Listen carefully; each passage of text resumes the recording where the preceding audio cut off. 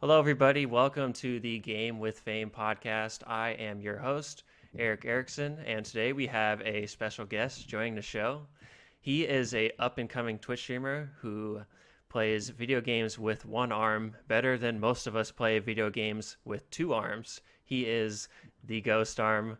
Welcome to the Game with Fame podcast. Thanks, dude. Thank you. Glad to be here.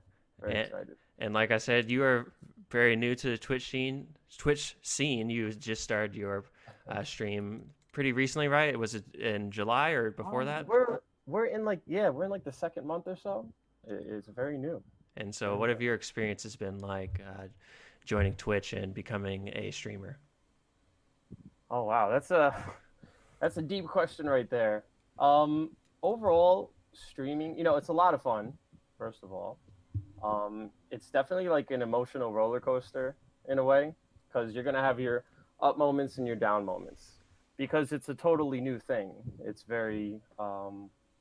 just different from anything you've done. So you can't really prepare for it. You can't really prepare for the nights when you're going to stream and have maybe no viewers or just like one viewer. So you're sitting there, playing solos, talking to yourself, and you gotta stay motivated, stay positive, and it's very unknown. But again, like I said, it's a lot of fun, and I'm having a lot of fun with it. And overall, I just look at it as both a hobby and an adventure. And it's a fun adventure. And you have a background in entrepreneurship, and having a Twitch stream is pretty similar to having your own business. How do you think those skills you've had from past experiences have helped you as you've started up your Twitch stream? Sort of. I mean, when you have a business, well, I'm self. First of all, I'm self-taught as an entrepreneur. I didn't go to school for it. But a Twitch stream, I don't really look at it as a business. I look at it as a hobby because they're just totally different. I can design a product and do product research, run advertisements, and put the product out there. And if I check certain boxes, there's a good chance that I'm going to succeed. If I'm selling a good product or a good service. Whereas something like Twitch, it's just entertainment. People don't have to watch you, you know, so it's more of like an entertainment thing. And I would say the skills that I've needed so far and I keep developing for the Twitch stream are a lot different from entrepreneurship. But the thing that carries over from entrepreneurship is just a lot of hard work and a lot of testing. You know, to get a successful business going, you're going to need to try a lot of different things. You're going to have a lot of failures. Most of what you do is going to fail. There's this thing called the 80-20 rule. So it's like most of your results are going to come from like only 20% of what you put in, So if you sell like 100 things, maybe only 20 will actually sell. The other 80, they won't sell at all. So just like sticking through and staying consistent and being disciplined, those things from entrepreneurship carry over. But I would say that's about it. Just the hard work and staying consistent are the only things that carry over. Everything else is new. So like I said before, it's definitely a new adventure. And what do you think you've learned about yourself, and what skills do you think you've gained in these couple months you've been streaming? Um, I think I've improved my public speaking a lot. I've always been all right at public speaking. Like in high school, I ran for treasurer and I had to give like a speech to my whole class. I did that fine, but I went to law school and I found that public speaking there was a little more difficult than like in college or high school. So I feel like I've definitely improved my public speaking. Um, yeah, I think that's about it. Just the public speaking. Everything else is about the same. I've been a hard worker for a long time, so I can't say like streaming has made me more of a hard worker.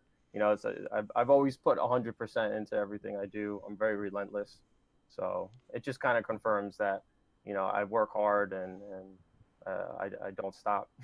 And you mentioned sometimes you're streaming for nobody and you got to be talking pretty much to yourself. Yeah, How do that you, was like the first few weeks. yeah, when you're Now we going, got some people. exactly, but when you're going through that at first, how are you making sure that you're staying engaging so when people do Um, start coming in, they find your stream entertaining? That's a good question, and I think this will be good advice for other streamers. When you're in that situation, you can't look at your viewer count. You have to just look at it as practice. That's what I told myself in my head. I'm like, all right, well, nobody's really watching, but they're gonna come if you keep going and you keep doing a good job. So just look at it as practice. And also, if you have 10 followers or 20,000 followers, the amount of work and everything you do should basically be the same. It shouldn't be like, oh, you get all these viewers and all of a sudden now you're going to do something totally different. It doesn't really work that way. You're going to get to those 10,000 viewers or whatever by basically being overall the same, you know. And for you so far in these couple of months, what have been some of the highs or the best moments you've had streaming on Twitch? Definitely the Reddit posts going crazy, and then people actually like coming in from that, coming in from Reddit and then coming onto the stream and saying that, GhostArm, you really are like inspiring people, and you're inspiring me, and you know I know someone else who's an amputee. Like I've had people tell me their friends, their girlfriends, their wives, their fiancés, they were missing a limb and they didn't really play video games. And then, we looked at your stuff and now, we think they can do it. That's definitely a high because that's one of the main reasons I'm streaming. So that's definitely been awesome to see it actually like work, and then also getting like subs, like, you're not doing it entirely just for subs, but getting the subs is confirmation for me that like I'm doing a good job and that this is something viable long term. Because again, people don't have to sub to you. For So sure. if you until you get those subs, you're like, oh man, like can this work? But once you hit a certain amount, then you're like, wow, this is like a thing. I'm doing a good job, and this is something that I can do, And long term. for sure. And that Reddit post you're talking about, you posted a video on the Fortnite Reddit about with a video of yourself.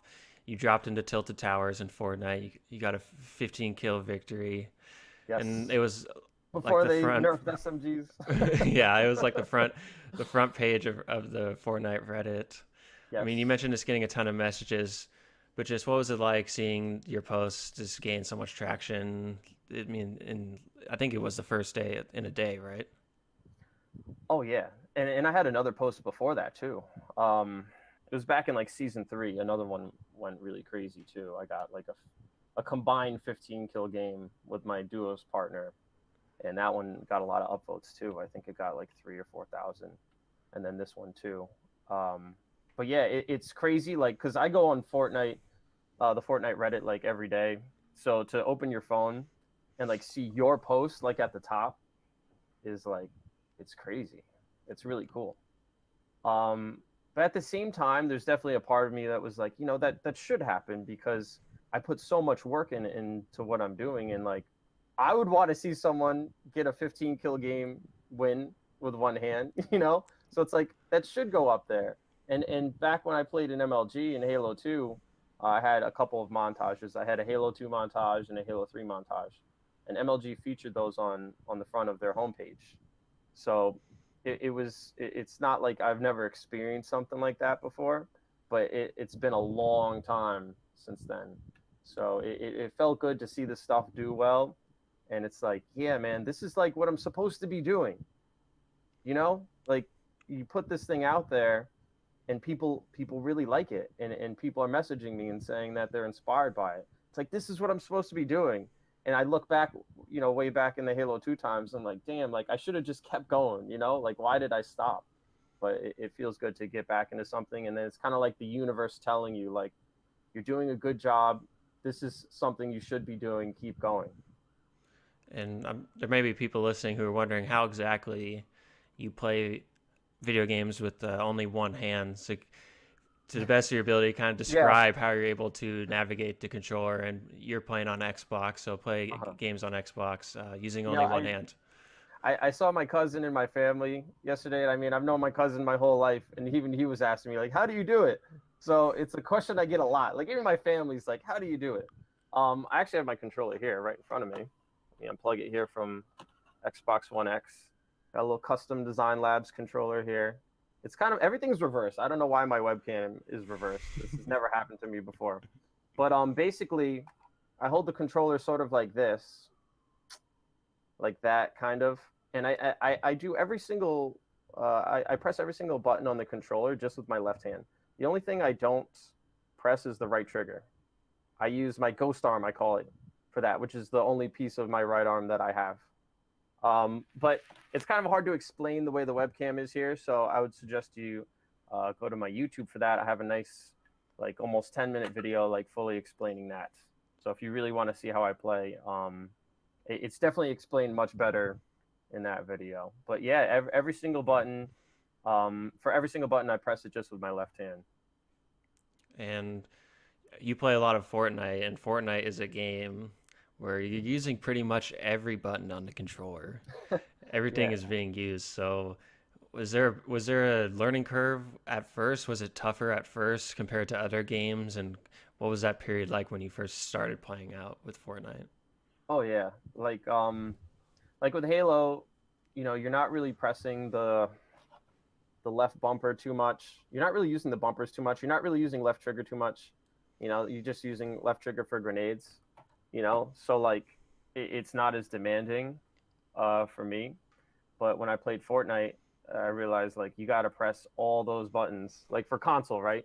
So you're using both the bumpers and the triggers like a lot when you go into build mode or build it pro, and it definitely pushes me like to the limit. I'm pressing the left trigger here literally with my pinky, so it's not easy. You get some sore pinkies And sometimes, I'm oh yeah, assuming.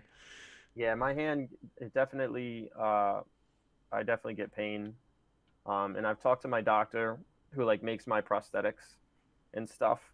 Really, really good guy. He's an amputee himself. And I asked him, I'm like, just give it to me straight. Like, is there anything I can do to really mitigate me having like carpal tunnel in the future? And he's just like, not really. Like, don't use your hand at all. So yeah, it definitely causes some pain. Like if I play for a long time, but I seem to be like adapting to it. Like I haven't had pain in a few weeks now, so that's good. But yeah, as far as like playing Fortnite, Fortnite's a really hard game to play just in general, and like the building component to the game, that's a skill that I don't think anyone has prior to playing Fortnite. Whereas like I could play Call of Duty or Battlefield and stuff like it. The controls are different. Halo, the controls are different, but it's all kind of like the same thing. But Fortnite's just totally unique. And so when I first started playing, I was pretty bad at it. Like I really had to practice the building for a while to get good at it. But yeah, very, very difficult. But I like the challenge, and I think I've been able to overcome it at this point. And in that YouTube video you talked about where you're saying you describe how you use the controller, you said that even though you're only playing with one hand, you're not at a disadvantage to people who are using like a regular standard control grip. You're Right. saying that people should be using a claw grip. Absolutely. So I guess not many people know what the claw grip is. It's a little bit of a different Yeah. strategy. My Uh, cousin just turned 16, and like I said, I saw him yesterday, and he plays on Xbox, and I'm like, dude, you have to claw. He's like, what's claw? And he had his friend with him too, who also plays Fortnite. I think I've played with him too. And he's like, what's claw? I'm like, you guys don't know what the claw is, huh? I realize it might be young people might not know what that is, but I can't exactly show it to you because I only have my left hand. But basically, when you claw, picture this on the other side with the other buttons, but you never take your thumb off of the joystick, this joystick, right? And then you're pressing the face buttons with your index finger and using your middle finger for the trigger. So that allows you to jump and move around and aim while you're pressing A, Y, X, B, all that. So if you can jump and aim at the same time, like you can jump over someone's head and then shoot them, or you can build better, So you got to have that. And the way I play, because the way I have my hand on here, I use my thumb here, right? And then I use my index finger here. It's basically the same formula as claw. So I'm able to look and jump and press B, press Y, all that stuff at the same time. So, I've been trying to get people I play with to switch to claw. And I guess it's like difficult. Like my duos partner, I was trying to get him to switch. I'm like, dude, you got to play claw, man. If we're gonna like keep elevating our gameplay, you got to claw. But he's having trouble with it. It's not that easy. Yeah, you But yeah, might. you got to claw. If you don't know what claw is, please look it up. I'm sure there's something on Google where you can learn about it. Yeah, you might have to teach me too, because I'm just used to the standard grip of Oh a man, controller. you gotta claw. I feel like any pro console player has to be clawing. I'd be very surprised. You know, if like a Nick Merckx or somebody like that isn't clawing, I don't believe it. They've got to be doing it. You For know, it's a sure. huge advantage For because if you sure. take your thumb off to press a button, that tiny little bit of time is less time you could be reacting.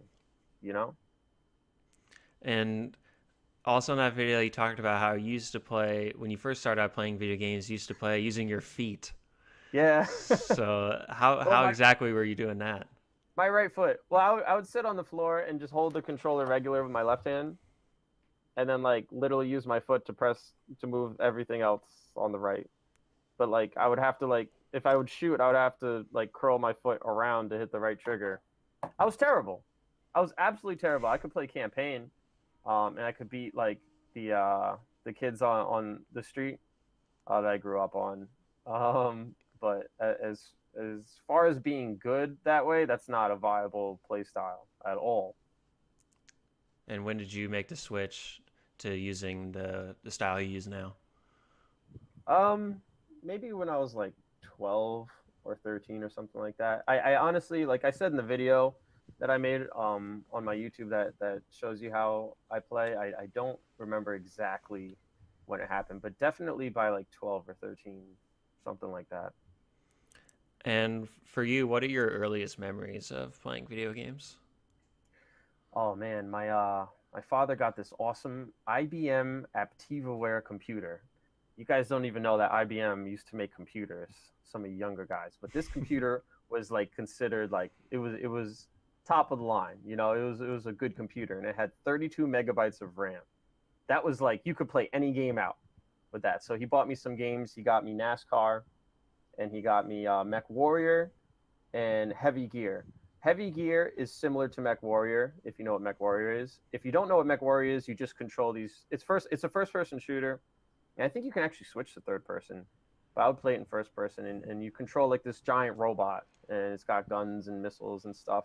And then Heavy Gear is similar, except the robots are like a little smaller, and it's more like kind of like Gundam Wing or something like that. But those were the first games I played, and I just love video games right from the offset. When I played the NASCAR game, I had a little joystick. It just had like two buttons, gas and brake, so it was easy to play with one hand. And I would sit there and I would actually finish the whole NASCAR race. It would take like 2 3 hours, 200 laps on like Wow. Daytona 500 or something like that. My dad would be like, "You actually sat there and played the whole thing?" It's like, yeah, it was fun. So I played NASCAR and the two shooting games the most. Those are my first memories. And it was I just got like an adrenaline rush when I played the shooter games, and I think that's what got me addicted to them in a way, and I love them. So those are like the first memories. That and probably getting like my first console. Like I remember it was my birthday, and my dad was like, "All right, do you want PlayStation 2 or Sega Dreamcast?" And my best friend who lived up the street, he had PlayStation. So I was like, "All right, I'll get the Dreamcast." And I loved it. I loved that console so much because, oh man, like in the controller, it came with like a mini Game Boy, literally that you would plug into the controller, and it would have functions inside the controller while you're playing. And then like when you were done playing and you turn the console off, you could take the memory card out, and it looked like a little Game Boy, the memory card, and you could like play on the little memory card when you weren't at your console. And I haven't really seen any other system replicate how awesome that is until now. The Nintendo Switch obviously does it in a way better way, but it's crazy that's taken like that long for a game company to copy that really cool feature. But yeah, Sega Dreamcast, and then playing on the PC that IBM PC with Heavy Gear, Mech Warrior, and NASCAR. What were some of your favorite games on Dreamcast? Sonic Adventure. That's what I played the most. It was really just Sonic Adventure. Because the Sega Dreamcast, that's probably why they don't make those anymore, because they didn't have that many games. But Sonic Adventure was a lot of fun. Um, it's a very fast paced game. You're jumping through obstacles and going on like a course. and then they also put this this like mini game into it called the Chow Adventure. So like the Chows are like these little creatures that were like kind of like the mascots out in the world that would give you like tips and stuff while you're playing. And they made like this like little mini game built into Sonic Adventure. For those who don't know about this part of Sonic Adventure, and you could like raise them and battle them and stuff. So you could like train them or whatever, and then you could download them to your memory card, which literally looked like a little mini Game Boy, and you could carry that around to doing stuff. But yeah, I really only played Sonic Adventure on Dreamcast. And you mentioned earlier about competing in MLG. That was in Halo 2. When do Yes. you remember? What were your like first experiences playing then on Xbox? First experiences like playing on Xbox in general. Yeah, Um, wow, yeah. I, I I'm having trouble remembering. Yeah, Halo 1 was the first game I think I got for Xbox because they stopped making the Dreamcast. And I think the guy, like one of the head guys or whatever who was involved with the Dreamcast, he went on to make the Xbox. So if you look at a Dreamcast controller and the original Xbox controller, they're like vaguely similar. Um, they're both yeah. huge. Yeah, they're huge. They're huge. But I didn't know anything about Xbox because I was like a Sega guy at that point. So I asked my friend, like, what do I get? And he was like, you got to get this game, Halo. I remember thinking, I was like, why is it called Halo? It sounds like girly, you know? Like it sounds like very feminine and weird. Like, why would a shooter be called that? Because I had no idea, like, the Halo rings and stuff. So I had no idea what to expect. But he was like, dude, you're going to love it. Like, you got to get another controller and we get to drive around like a Jeep, and one of us drives and one of us shoots. So I was like, yeah, that sounds fun. I'll get that. So yeah, Halo is really like the first game I got on Xbox. And then I had a subscription to Xbox Magazine. I don't know if it still exists, but with every issue they'd give you a little disc and they'd put demo games on there. And like that's back when demo games, like you could play the demo for a long time. So I would play Halo and just like the demos at first on Xbox. I remember those because I had a subscription as well, and I always remember Oh, getting the nice. demos. And then when the 360 came out, they had demos you could just download from the Right. marketplace, or whatever. So those They discs put didn't them out of really business. didn't really Don't carry worry. as much weight anymore. I threw those out like just a few years ago or something. Like I had kept them for a long time. I was like, why do I have these? Just collecting dust. Yeah. And with Halo 2, you competed competitively in a few MLG events.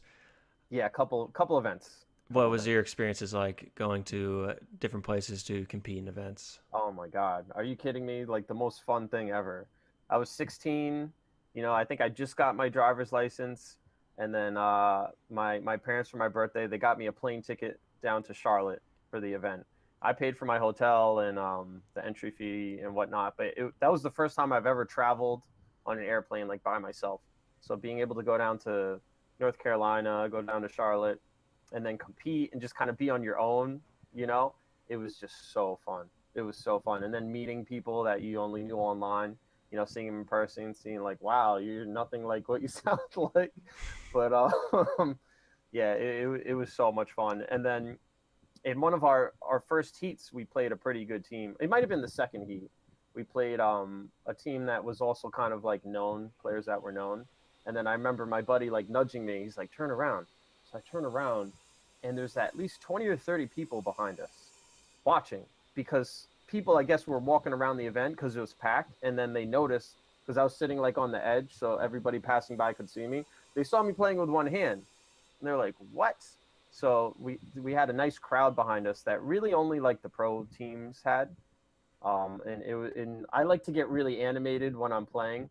I was screaming at them, so I'm going like 20-5, 20-8 on midship and lockout. Like I'm just laying out and just like talking trash, and people are behind me and they're like, oh, that was nice. So that was incredibly fun. And your teammates you had, are these people you met online or people you knew? My team was all local, so my main teammate he went to high school with me.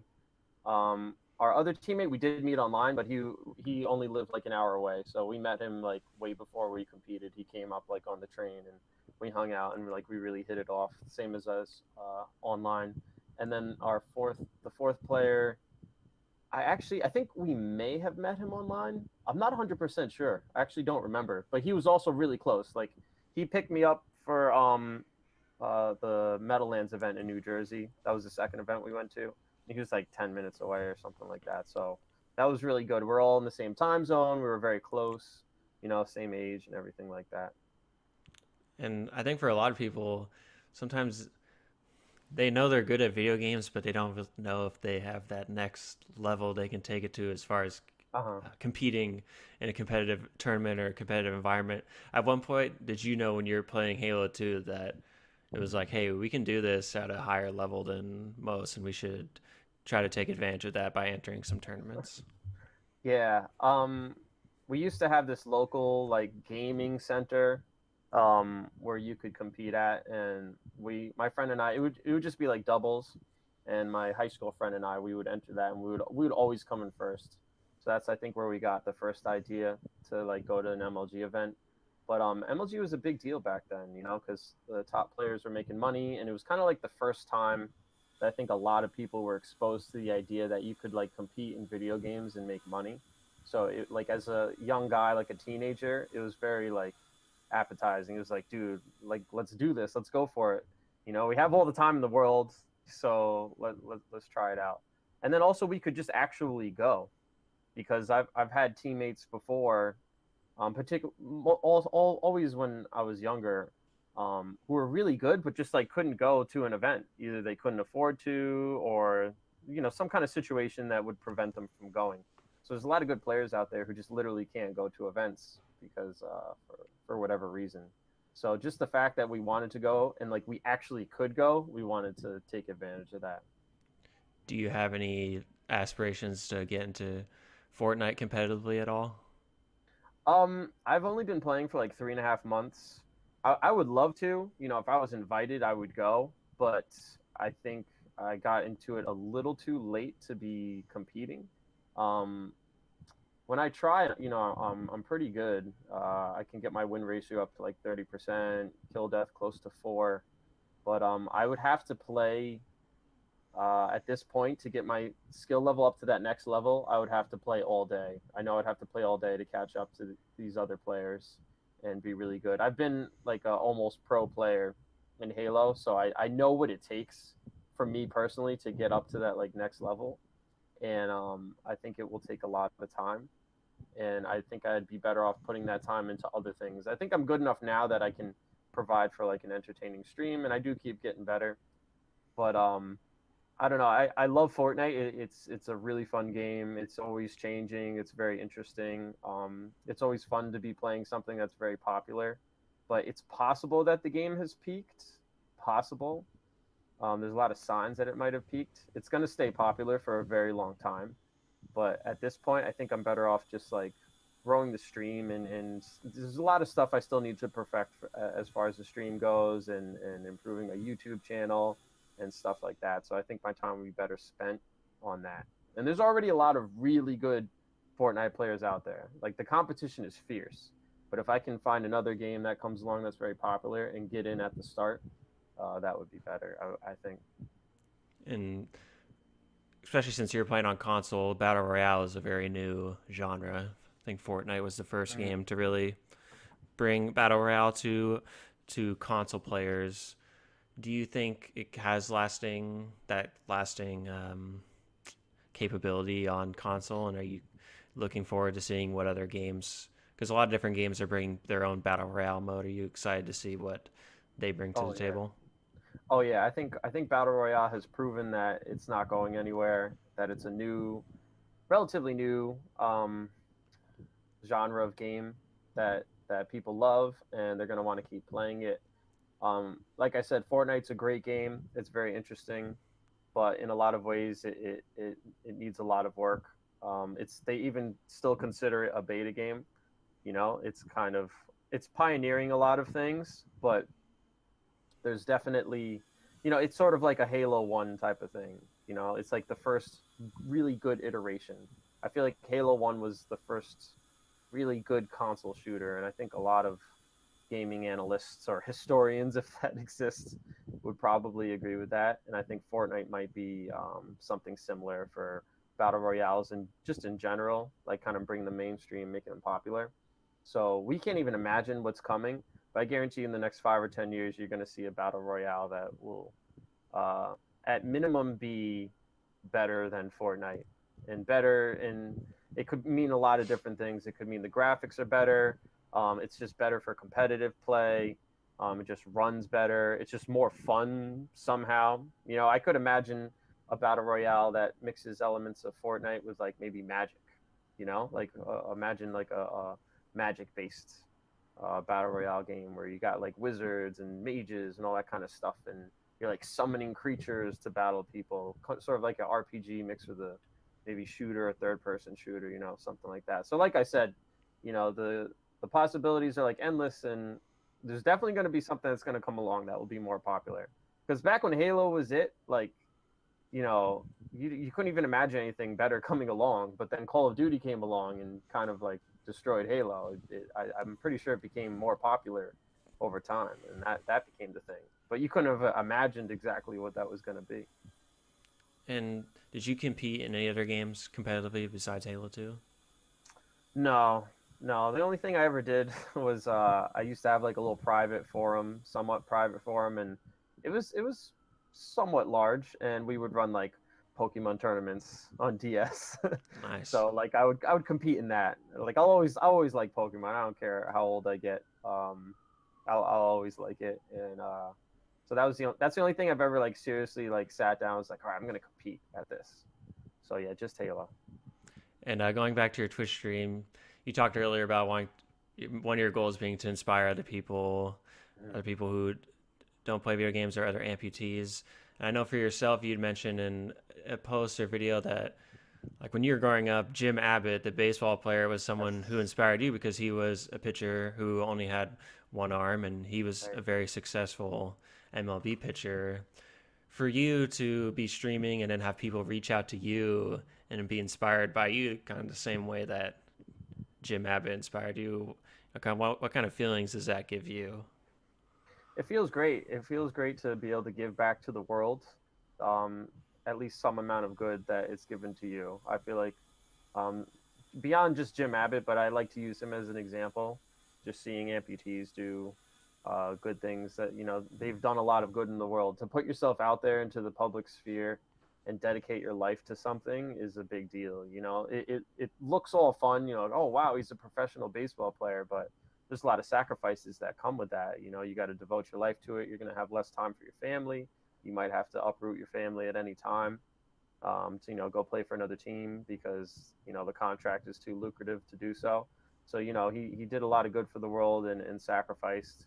And I think I wouldn't put myself on that level at all at this point, but I still dedicate a lot of my time to streaming, and it feels good that I can make that sacrifice of giving my time and putting good into the world if I can inspire people. And I'm sure there's been, like you said earlier, people have messaged you and told you about their brothers or sisters or family members who are also amputees, and now after seeing you, they want to try playing video games. What Hmm. would you say to those people as like advice or different things like that as they're trying to, you know, go down a similar path as you did? Similar path as in how, like Just just playing playing games video in games, general. yeah. Yeah, I would say if it's what you like, then go for it. But it doesn't have to just be video games. It can be anything that you like. I'm also into cars a lot, and before I got my first car, I wanted to get a stick shift, and I remember even some close friends saying like, no, you should get like an automatic. I think the stick will be harder for you. So of course I got the stick shift. I could barely get it out of the dealership lot, but the point is that don't let it limit you if something's really your hobby. Like gaming is a hobby of mine, and I haven't let it limit me. Cars are another hobby, a little less so now than in the past, but again, I didn't let it stop me. It's like car enthusiasts, you want to have like the stick shift car. So what I would say to them is yeah, don't let things limit you. Just push yourself and just have the confidence to know that you can do it, even if it seems hard now. That's how it should be. Like things are going to be difficult for you in the start, but you can always, as long as you just keep working at it and you can get better, then you'll be fine. And for yourself, you mentioned those hard times. How did you push yourself through when you experienced those rough patches as you're trying to learn to play video Um, games? I think it's like, yeah, I've thought about this a lot. It's like if I hadn't been an amputee, like how would I be a different person? And I think because I've always had one hand, basically, um, it's forced me to push myself. So like from a young age, I've always had to push myself because um, a lot of things are designed for people with two hands. It's like that's the world. And on top of that, like baseball players know this, it's a righty's world. So I'm missing my right hand, and I've always had to kind of think creatively and push myself because if I didn't, then I wouldn't be able to get things done. It's very easy to give up, if you wanted to and be like, oh, I can't do this, I need help. But I always liked getting things done and pushing through the difficulties of having one hand and being an amputee, you know. So yeah. And just a couple more questions here to wrap things up. One I always like to ask all my guests, a little similar to one of the ones I just asked you, but if someone were to come up to you and say, "Hey, I've never played video games before. I haven't really given it much thought or try," and they were interested in playing, what would you say to them to kind of open them up to the hobby or convince them that it was something they should try? Oh man, I would. It's like when you like a TV show and you want to get a friend to watch it and you're like talking real good about it and you can just see their eyes glazing over like I'm not going to watch it. You don't want to hype things up too much because then people won't want to do it, I feel. But as far as gaming goes, I would tell someone that it's just such an adventure, like games in general. If you like discovery, you like new things, then it's kind of hard to beat games because there's just so many good games out there. There's so many good games that I haven't been able to play yet. So you can confidently say that there's some really fun adventures like waiting for you, and you're basically missing out on a lot of fun. Like if you like movies and TV and stuff like that, like you'll like video games more in a lot of ways because video games are more engaging than TV and movies. Those are like kind of passive experiences, but nothing really engages you in video games as much as a good game with like a good story, or a very competitive game that's very thrilling and really sets you against other people and gets you into that competitive atmosphere. So that's what I would tell them, and hopefully they would start gaming. Hopefully. But fortunately, I think there's not a lot of people that don't game anymore. I feel unless like there's someone who's a lot older who never grew up with video games. I feel like a lot of people game now. Yeah, some people have tried some type of video game at some point in their life, you'd Yeah. think. Hmm. All right, and lastly, before I let you go here, I want to give you a chance to plug any of your social medias or content so people who listen and are interested in seeing more from you can check you out.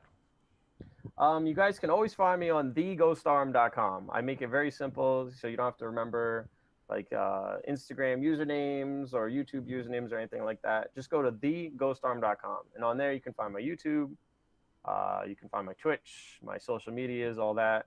I also post articles and stuff like that. I like to share like personal stories, like funny stories I've had. Going through life with one hand, like getting kicked off a ride at Six Flags, but then like how I overcame that and turned a pretty bad situation into a good situation, stuff like that. But yeah, theghostarm.com. That's the easiest way to find all my stuff. And the Ghost Arm is also your Twitch name, That right? is also the Twitch. Yeah, twitch.tv/theghostarm. I'm like terrible at self promoting. I don't know. That's part of me that I guess I have to work on. I've never been like really into that. I don't know. It just seems weird, but I guess I better change that if I want to keep growing. Like when those Reddit posts went crazy, I still didn't want to post my stuff, but my friends were like, "Dude, you have to post your Twitch." I was like, I don't know if I really should. So they posted it for me. Yeah, you guys should definitely go check them out, twitch.tv/theghostarm and theghostarm.com. I just want to thank you again for joining the Game with Fame podcast, and I hope you had a Thanks, good dude. I time. love it. I love the name. I think it's awesome, and I hope your podcast keeps growing. And I really appreciate an opportunity to be on here. It's really awesome. Awesome. Thank you. I appreciate that too. All right, and that's No going to do problem, it dude. for today's episode of Game with Fame. And actually, if you tune in tomorrow, you get to see me and the Ghost Arm play some Fortnite together. So that will Yes, be indeed. around 4:30 Pacific, 7:30 Eastern. So you guys can make sure you tune in and check it out tomorrow. Get some wins. But just once again, thank you guys for listening. Hope you enjoyed.